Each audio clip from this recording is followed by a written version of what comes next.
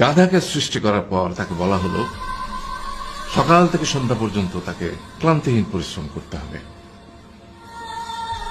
সারা জীবন তাকে পিঠে ভারী বোঝা বইতে হবে, খেতে পাবে শুধু ঘাস, আর তার মাথায় কোনো বুদ্ধি থাকবে না।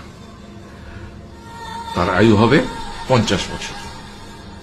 গাধা করজোড়ে সৃষ্টিকর্তাকে বলল, আমি এত বছর বাঁচতে চাই না, আমাকে 20 বছর আয়ু দেওয়া হোক।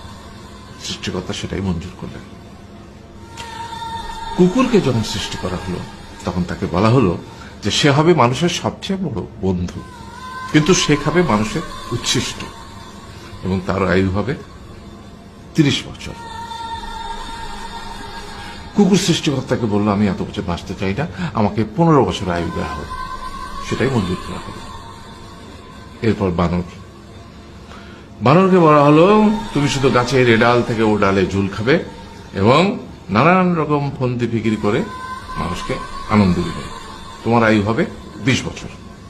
মানুষ বলল, আমি 20 বছর বাঁচতে চাই না, আমাকে 10 বছর দেওয়া হোক। সেটাই মঞ্জুর করা হলো। এবার এলো পুরুষ মানুষের পালা।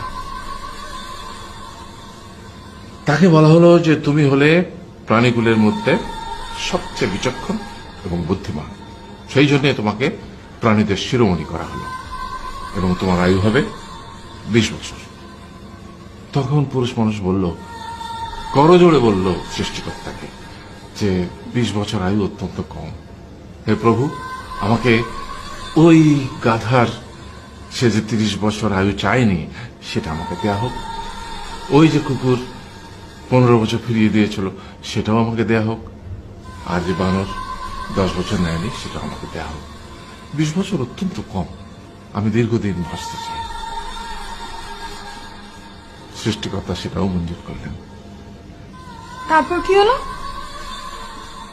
সেই থেকে ছেলেরা পুরুষ মানুষ হিসেবে বাঁচে 20 বছর, তারপরের 30 বছর সংসারের বোঝা পিঠে করে বয়ে বেড়ায়, সেটা কার মতো? গাধার মতো।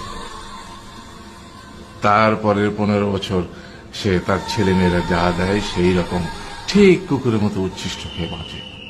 আর তারপরে বৃদ্ধ বয়সে ঠিক বানরের মতো, যেমন গাছের এডাল থেকে ওডাল ঝুল খায় বানর, তেমনি এই ছেলের বাড়ি থেকে ওই ছেলের বাড়ি, আর নানান রকম ফন্দি ফিকির করে তার নাতি নাতনিদের আনন্দ দেওয়ার চেষ্টা করে।